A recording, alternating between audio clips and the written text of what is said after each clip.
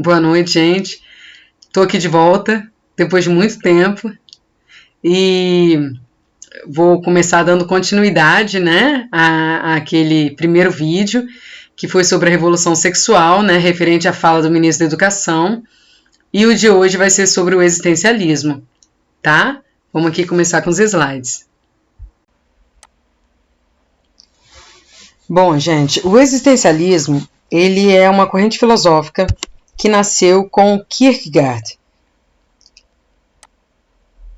O Søren Kierkegaard foi um filósofo cristão, né?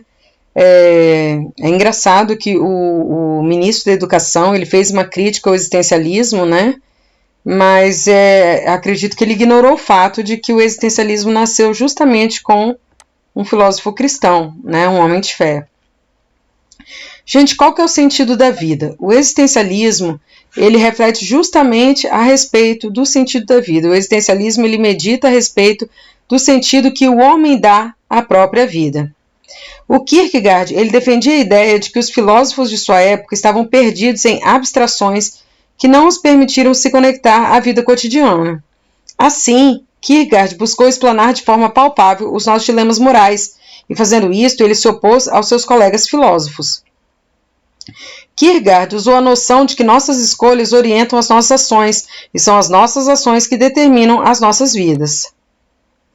Para Kierkegaard, nós temos a liberdade de fazer nossos julgamentos conforme a nossa vontade, e nessas ocasiões, às vezes temos que escolher entre o que é ético e o que nós queremos, e é daí que nasce a nossa angústia. O Kierkegaard, ele conceitua a angústia. Ou seja, para Kierkegaard, toda escolha que nós fazemos em nossas vidas é como o medo que sentimos quando estamos em frente a um penhasco, onde só vemos o vazio e ficamos na dúvida entre pular ou não, pois não sabemos como será a queda. E para ele, nós deveríamos dar esse salto, assim como Abraão fez quando aceitou sacrificar seu filho Isaque como prova de amor a Deus. Kierkegaard conceitua o absurdo nessa situação. Por quê? Porque para Kierkegaard o absurdo não foi a obediência de Abraão, mas sim o fato de que ele e o filho, após Deus liberá-lo da obrigação de sacrifício, voltarem à vida normalmente como se nada tivesse acontecido. E aí vem aquela frase famosíssima do Kierkegaard, né, que é o seguinte: o crucial é encontrar uma verdade que seja verdadeira para mim, encontrar a ideia pela qual eu possa viver e morrer. O Albert Camus, ele concordava com o Kierkegaard, mas sem o lado religioso. Né? Tem uma frase famosíssima do Camus que é a seguinte: só conheço uma obrigação, a de amar. Finalmente, né, Jean-Paul Sartre, que é o mais famoso existencialista, junto com Camus, ele foi um dos maiores representantes do existencialismo, porque formalmente o existencialismo nasceu com Sartre. Na sua obra, o existencialismo é um humanismo. Nesse livro, Sartre definiu o existencialismo. Sartre parte do pressuposto de que a existência precede a essência. Existe uma diferença entre o que é essência e o que é existência. De acordo com Sartre, primeiro nós temos existência, depois da existência nós temos essência. Para Sartre, nós não viemos ao mundo com um papel pré-delimitado, como uma ferramenta vem ao mundo, né? Uma ferramenta criada por nós com uma função. Dentro de um panorama aristotélico, para a gente compreender melhor, Aristóteles faz uma distinção entre conteúdo e forma.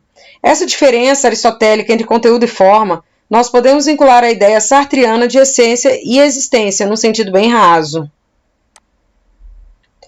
A existência seria a forma e a essência seria o conteúdo. Por exemplo, uma cadeira de madeira possui a madeira como sua essência, e a cadeira é apenas a forma pela qual a madeira se apresenta ao mundo. A cadeira é a existência, uma configuração de existência. Quando nós vinculamos essas categorias para a existência humana, o que Sartre defende é que o homem vem ao mundo sem uma essência, mas com uma existência. O que o existencialismo sartriano explica é que nós não possuímos uma essência inata, mas nós possuímos uma existência, uma forma, e que posteriormente nós vamos produzindo ou ganhando uma essência a partir daquilo que o mundo nos disponibiliza para que nós possamos nos formar, um sentido pelo qual nós buscamos para nossas próprias vidas. Isso é o existencialismo. Posteriormente, Sartre diferenciou o existencialismo cristão do existencialismo ateu. Sartre explica que Kierkegaard está na categoria do existencialismo cristão e que isso é problemático. Mas essa é uma questão bem mais técnica. Dentro da categoria do existencialismo ateu, o próprio Sartre se coloca, além de colocar também nela o Heidegger, pois para Sartre, Heidegger estava nessa noção de existencialismo ateu. E Sartre sentenciou a uma liberdade, vem a frase famosíssima dele: estamos condenados a ser livres. Porque nessa questão de que a existência precede a essência, de que a forma vem antes do conteúdo, se referindo à existência humana, isso significa que nós somos livres. Só que essa liberdade ela é pesada, porque ela não nos dá nenhuma referência. Para Sartre, é a partir das nossas escolhas que nós vamos esculpindo. E é justamente por causa dessa liberdade que nós temos tanta angústia. E quando o homem percebe que toda ação dele é um reflexo para a sociedade, sua angústia aumenta ainda mais. Por quê? Porque o homem percebe que a sociedade será uma obra esculpida pelas suas próprias ações. Quando Sartre afirmou que o inferno são os outros, ele queria dizer que são os outros que fazem com que a gente enxergue os nossos erros. Apesar do homem ter liberdade para fazer o que quiser, para se tornar o que quiser e para decidir o que quiser, ao mesmo tempo o homem tem a sua autonomia afetada pelo outro. Sartre defendia a ideia de que o homem precisa refletir sobre suas escolhas, porque o homem, se começar a agir sem uma direção, irá deixar de fazer coisas que irão definir a existência dele e do outro, pois os projetos do homem e do outro podem se conflitar. A má-fé é um conceito sartriano. Para Sartre, a má-fé é quando o homem adota normas essencialistas, quando na verdade essas normas não existem. E se a liberdade não nos dá nenhuma referência, se nós não temos nenhuma referência do que é bom e do que é mal, do que é certo e do que é errado, tudo isso se estabelece por convenção.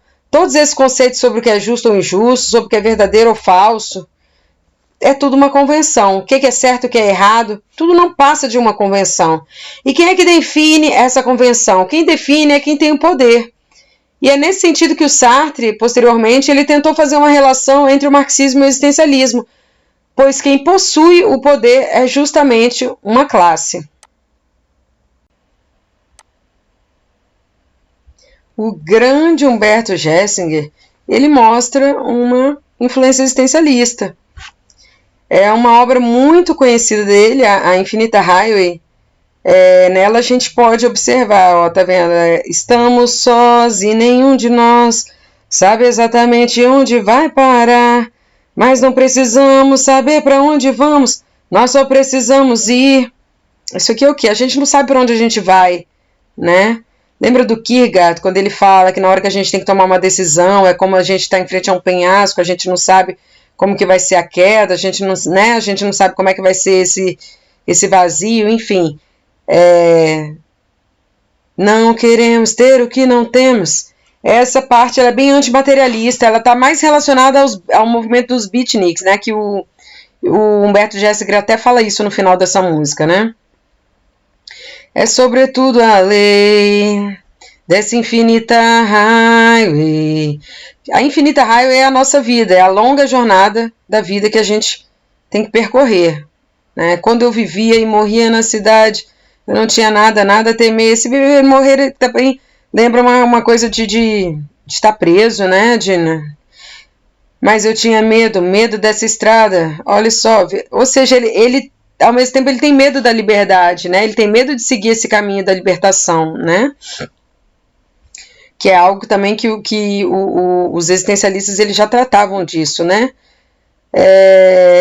Mas tudo que eu sentia era que algo me faltava e à noite eu acordava banhado de suor. Isso aqui é angústia, é justamente isso, né? O medo gera essa angústia, né? Essa coisa do medo, da angústia, ou a angústia gera o medo e vice-versa, né? Os dois andam juntos aí, né?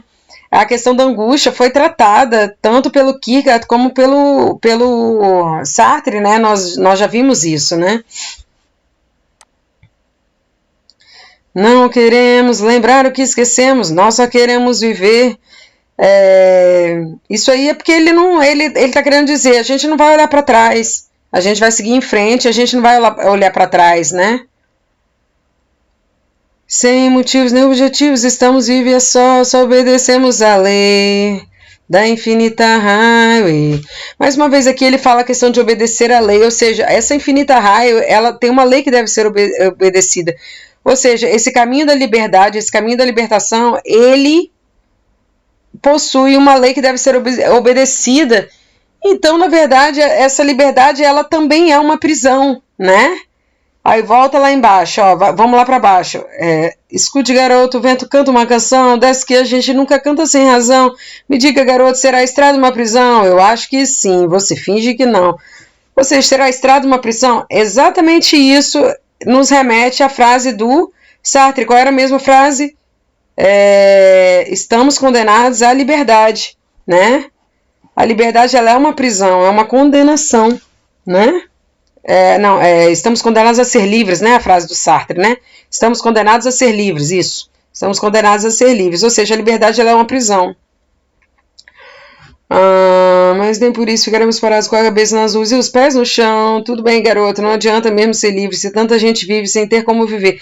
Aqui já ele está se referenciando à desigualdade, né? Uma parte bem, bem bonita da música. Estamos sós e nenhum de nós sabe onde quer chegar. Estamos vivos sem motivos. Que motivos temos para estar? Olha que lindo isso, gente. Isso é o existencialismo, né? Que motivos temos para estarmos vivos, né? Isso é o existencialismo. O existencialismo, ele questiona o sentido da vida, não é verdade? Isso é o existencialismo.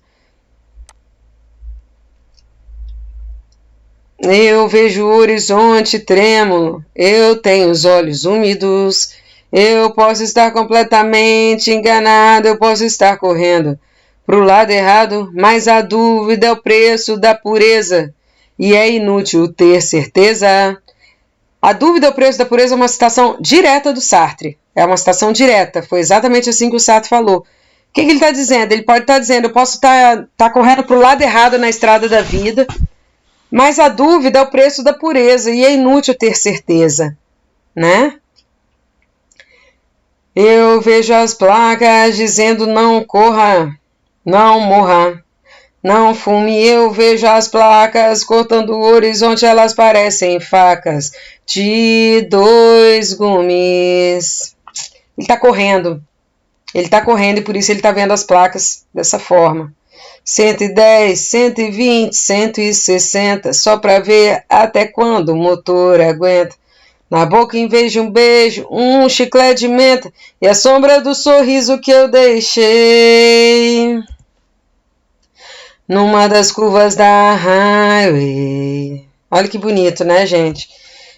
E a sombra do sorriso que eu deixei numa das curvas da highway, né? E é assim que é a nossa vida. Né, nas curvas da nossa vida, a gente vai deixando, né, as sombras do nosso sorriso.